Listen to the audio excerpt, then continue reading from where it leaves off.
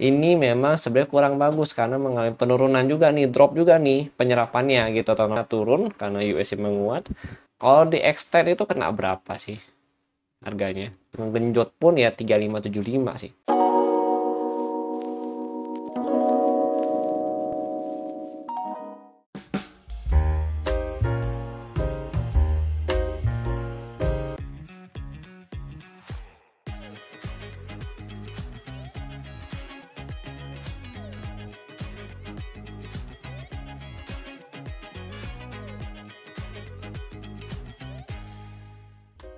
Halo semua, kembali lagi bersama saya Johan di Juno Trading ID.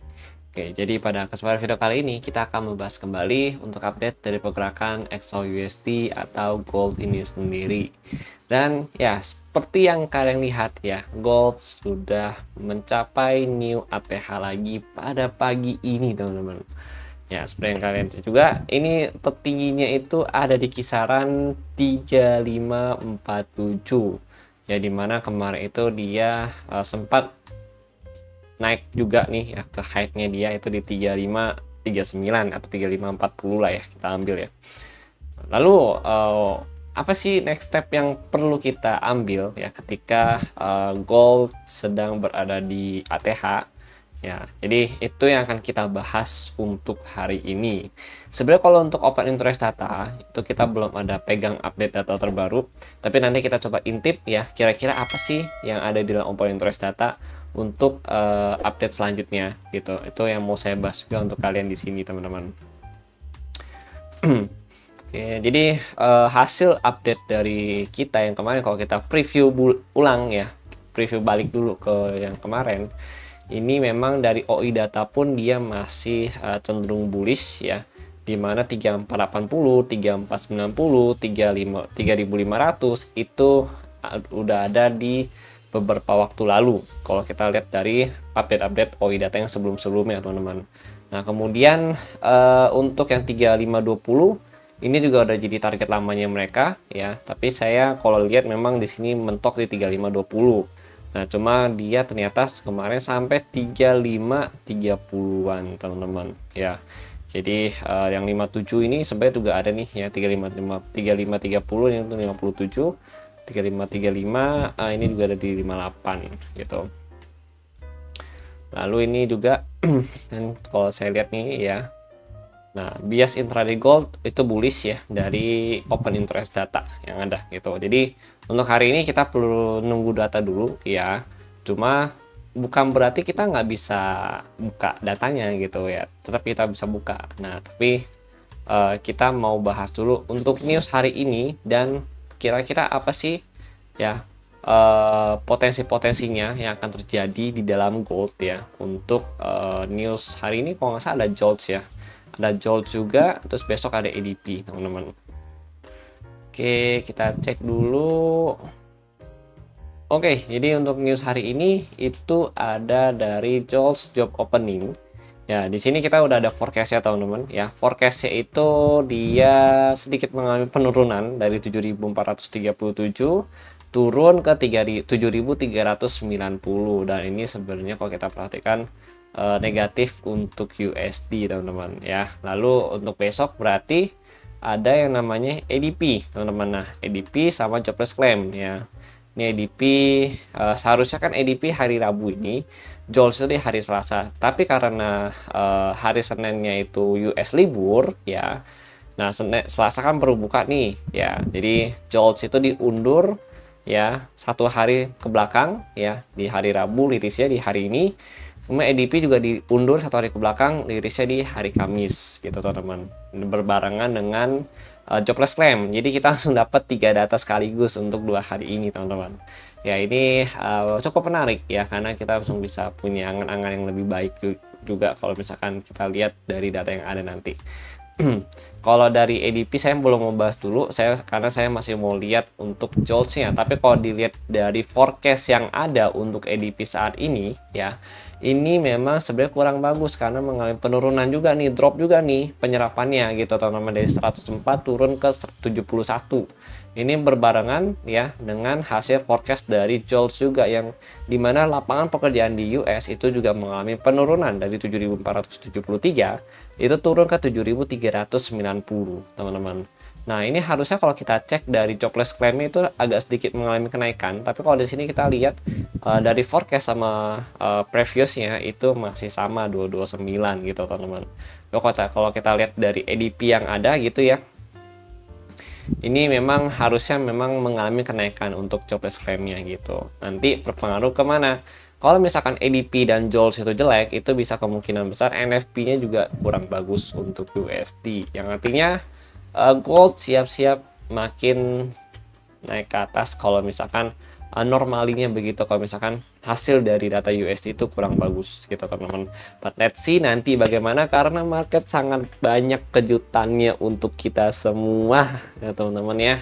Apalagi kalau misalkan pada saat new ATH seperti ini, gua sih sebenarnya agak wanti-wanti gitu ya, nggak begitu banyak entry dulu, agak dijaga-jaga dulu gitu teman-teman. Tapi bukan berarti nggak bisa trading.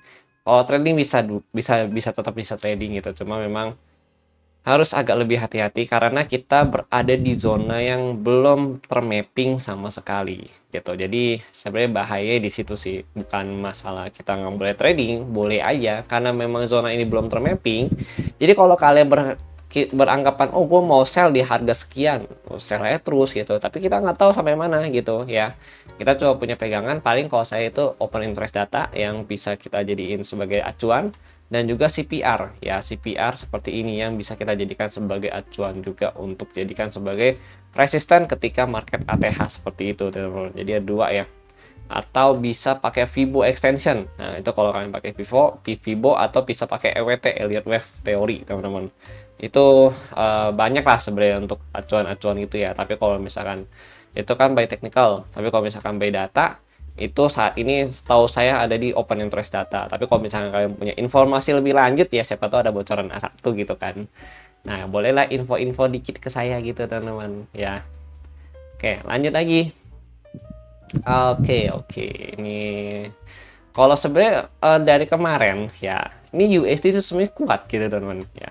Dari kemarin USD itu kuat banget ya. Jadi tapi dia beriringan nih sama gold nih. USD naik, gold juga ikut naik. Nah ini yang jadi kadang itu jadi pembahasan yang untuk penganut yang korelasi pair gitu ya. Ini kenapa bisa naik nih? Padahal kan XAU-nya harusnya turun karena USD menguat ya, atau USD-nya melemah, XAU-nya baru menguat. Tapi ini sama-sama naik nih. Nah, biasanya momen-momen seperti ini ya, terutama gold sedang ATH seperti ini, itu terkadang mengabaikan sisi dari USD itu sendiri. Jadi sometimes memang bisa terjadi anomali kita sebutnya ya, dimana antara USD dengan gold ini naiknya berbarengan gitu. Jadi nggak begitu bisa kita jadikan sebagai patokan utama juga untuk USD sama gold ini teman-teman. Nah lalu news clear ya. Nah open interest ya, sampai saya mau, kan kita punya 0 DTE, 2 DTE, 1 DTE, 3 DTE, 4 DTE, atau 11 DTE teman-teman ya. Itu sebenarnya bisa kita lihat sih untuk hari ini gitu. Cuma nanti untuk update fixnya ya kita butuh lihat di jam 12.30. Namun bang, tumben buat video cepet ya, karena biar nanti untuk open interest data kan kita tinggal update di Telegram, atau bisa saya masukin ke short juga kan gitu. Nah ini untuk open interest ya. Bentar, ini loading belum sih? Oh, udah. Ini yang 1 DTE. Ini harusnya hari ini gitu. Cuma nanti dia di update itu 12.30 itu berubah jadi 0 DTE. Nah kalau ini kita paling lihat itu di closing. Oh ya, closing. Open dulu 3532. Jadi kalian kalau lihat open interest data itu kalian lihat dari harga opennya dulu, cari harga opennya dulu ya, 3532. Jadi berapa sih? Lupa gua. 3532 ya, atau balik aja gitu.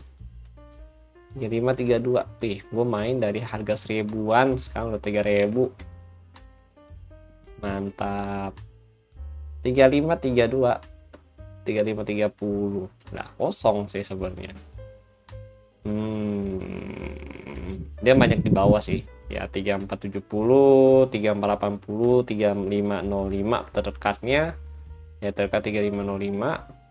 Kemudian 3480, 348, 3470, 3450. Ya sebenarnya di bawah sih kalau kita lihat ya. Ada nih ya sedikit 3550 gitu. Ini ada beberapa data yang nunggu sih ya. Cuma saya mau cek dulu deh. Kalau di extend itu kena berapa sih harganya? Menarik, menarik. Saya suka yang begini. 3530. Berapa sih bener kan ya? 35 harga opennya 3530. Ini kan harusnya ya dong, ini dong 3530. Masih kosong sih. 3545, 3550 ada. Oke. Nah, di atasnya sebenarnya masih kosong. Ya, apa kita karena belum dapat update lagi baru lagi aja. Masih kosong sih ya. 3520, 3550 itu udah paling mentok kalau kita lihat di sini ya, teman-teman ya. Udah mentok banget. Paling kalau bisa sih besok dia ke 3600 ya. Ya belum sih. Karena datanya masih kecil. Masih numpuk di bawah ya, jadi chance dia untuk koreksi ini sebenarnya masih cukup kuat ya vibesnya, karena memang posisinya untuk saat ini data masih di bawah. Cuma ya tadi kita coba cek lagi di 1230 ya. Saya coba update lagi di short, stay tune aja untuk kalian ya. Kita coba cek nanti updatean data lanjutnya gimana. Kalau untuk saat ini sih masih biris ya datanya. 3505 itu terdekat ya, 3500, 3495 ya. Ini gerombolan di sini ya, orang ngumpul. Kemudian 3480, 3470 juga ada ya. 7075 ya, ini saya gerombolan semua di sini nih. Nah, ini dari 3450 sampai 3440 ada juga. Extremely sih kalau dia mau turun bisa 3440 sih. Iya, 3440, 3450. Kalau memang di atasnya belum ada take profit lagi ya. Karena yang take profit di atas tuh masih cukup kecil ternyata.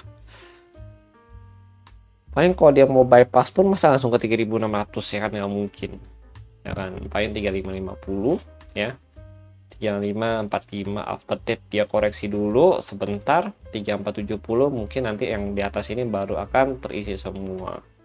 Sebenarnya kalau kita lihat dari bagian sini ya, 23 DTE itu expire, banyak sih yang ngantri ya. Di berapa nih?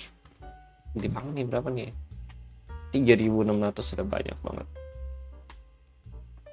Di bawahnya ini 12400, 3500 ya. Ini sih sebenarnya angka-angka kelipatan 50 semua sih. Oke. Ya di atas masih kosong sih guys ya. Ini harapannya masih bisa agak koreksi. Paling dia kalau mau ngegenjot pun ya 3575 sih. 3575 itu ada di 23 DTE itu 1900-an yang nunggu. Ya 3575, kelipatan 25 ya. Itu sih ya, nanti kita coba lihat lagi deh ya. Lalu kalau dari CPR ya, ini CPR sendiri sih ada di 23560, 3585, 3628. Udah keluar 36 aja nih angkanya. Ya ini ketinggian ya, komun saya sih gitu. Tapi kalau misalkan bagi market sih nggak ada yang mustahil gitu. Makanya saya bilang, kalau ditanya bang, kira-kira kalau untuk sell aman nggak? Janganlah kau lawan kehendak market ini bro. Karena in case kita sell pun ya, kalau misalkan kita hoki ya, ini mungkin bisa kali dapat ratusan sampai ribuan pip gitu. Tapi kalau misalkan lagi apes ya, kita kan sebenarnya nggak mau juga gitu teman-teman ya, rugi gitu ya. Cuma kalau market berkata lain kan ya beda cerita lagi itu kan. Ini sih sebenarnya agak riskan kalau untuk take position. Palingan ya, paling banter pun saya mau take position itu ya nanti deh, ketika dia bisa break di bawah 3525 dulu, dia kebentuk dulu nih struktur harganya. Kalau gini kan dia masih bullish ya guys ya, bullish banget tuh. Apa nggak ada rejection untuk konfirmasi saya tuh nggak ada gitu, lain cuma ada konfirmasi buy. Tapi kalau misalkan buy setinggi ini ya, kadang logika saya tuh kayak, bener nggak ya buy setinggi ini ya, lebih enak sell gitu kan. Terus kayaknya sell lebih menarik daripada buy deh ya, padahal trennya naik nih gitu. Kayak sell tuh berharap bisa turun, langsung turun banyak. Sangat sangat sangat sangat menggoda sebenarnya untuk sell, tapi saya nggak mau dulu lah. Saya mau gini, sebenarnya trading itu kita harus mengandalkan sistem trading kita sendiri dan SOP kita teman-teman. Jangan sampai kita FOMO ya, karena jujur ya, kalau misalkan FOMO pun mungkin saya nggak akan bisa bikin konten, nggak akan lanjut trading lagi gitu teman-teman. Pasti udah kerja di tempat lain gitu kan. Karena gagal di trading gitu.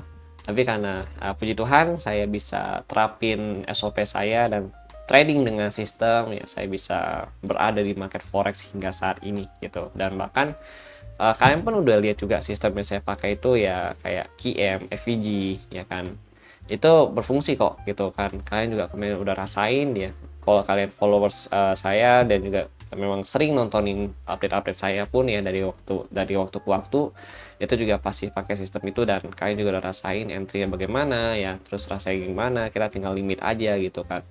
Ditambah lagi di learning center pun saya ada ajarin itu, dan puji Tuhan banyak yang puas juga dengan penggunaan sistem tersebut teman-teman gitu.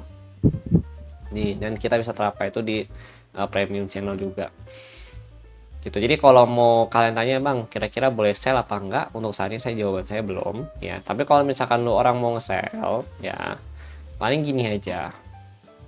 Ini udahlah, ini kita hapus dulu lah ya, kita mapping baru lagi. Kalau kalian mau nge-sell paling gini ya, paling banter, tunggu dia break di bawah 3528 ya, terbentuk nih. Nah nanti cari area QM, ini kan ini ada QM ya. Kalau dia break ya dengan catatannya, nah ini QM nya, ini higher height di sini, ini higher height ya, ini QM, ini potensi aja sih gitu ya, kita belum tahu ya. Ini belum valid tuh ya guys ya. Jangan lu orang main asal entry aja kata bangnya, kalau ini udah sell aja di, jangan, pokoknya jangan. Jadi ini ya, ketika dia bisa break di bawah 3528, ini akan terbentuk area shorts baru gitu. Begitu dia terbentuk area shorts baru, itu akan ada yang namanya Quasimodo, artinya ada di sini bukan Quasimodo, itu terbentuk adalah perubahan struktur market ya, dimana yang tadinya market strukturnya naik, dia berubah menjadi downtrend. Kenapa? Karena karena dia merusak struktur dan melanggar arah tren yang berlaku gitu ya. Jadi gitu teman-teman, makanya terbentuklah yang namanya Quasimodo atau pola reversal untuk kita masuk entry teman-teman. Ada di mana nanti? Nah, potensi terbentuknya itu ada di 3537, shortsnya itu di 3528, higher height-nya itu tadi di 3546 ya guys ya, 3546 gitu. Tapi dengan catatan itu tadi dia harus break dulu ya dari 3528. Itu mungkin saya baru mempertimbangkan untuk sell atau enggak. Tapi kalau misalkan ini guys dia nggak ngebreak 3528, closing candlenya 1 jam itu nggak ngebreak, saya mungkin belum akan sell dulu ya, dan potensi wait and see dulu. Nah di bawahnya ya ada beberapa zona yang perlu kita pantau juga ya. Ini sebenarnya riskan sih kalau kita trade di zona-zona seperti ini, karena memang ini zona ATH ya. Zona ATH seperti ini saya sebenarnya kurang tertarik untuk entry teman-teman. Nah ini kan sebenarnya FVG ya, dari 3493 3509. Karena ini terlalu besar, saya mau ambil setengahnya, itu di 3502 3493. Ya gede juga sih sebenarnya, cuma ya mungkin kita akan tunggu di sana juga gitu. Kemudian di bawahnya lagi ini ada terdekat ya 3518 3514. Cuma kondisi saya belum mau entry sih. Ya paling kalau mau entry pun ya kurang lebih 3502 lah ya, 3493 juga tuh. Targetnya nanti ya mungkin ke area George atau QM nya lagi gitu teman-teman. Ini sih potensi sideways juga sih ya, ini dia belum ada movement, jadi jangan dipaksakan dulu teman-teman. Oke, CPR 3514 pas di sini. Oh, ini area CPR ya, karena ini area CPR ada sweep liquidity ya. Ini CPR ya berapa? 3522. Menarik. Oke, berarti gini aja nih guys. Nah, kita pantau di sini. Jadi satu zona, ini CPR zone ya.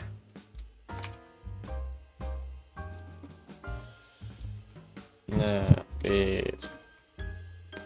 ini CPR zone, ini FPG zone.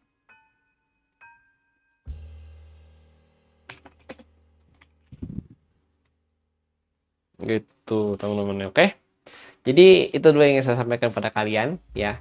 Semoga video ini bermanfaat. Jangan lupa lu orang subscribe, share, dan like video ini, dan bagikan ke teman-teman kalian, kerabat, keluarga, saudara, adik, kakak, abang yang membutuhkan video seperti ini untuk kedepannya. Thank you teman-teman, dan jangan lupa jangan lu orang skip nontonnya, karena kalau di skip nanti apa yang gue sampaikan di sini itu akan miskom ya teman-teman ya.